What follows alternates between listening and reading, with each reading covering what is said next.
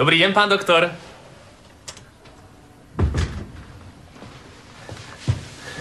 Ďalej!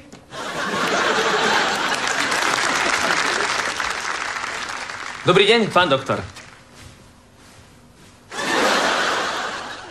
Ja som doktor. Áno. Tak, ako sa cítite? Dobre.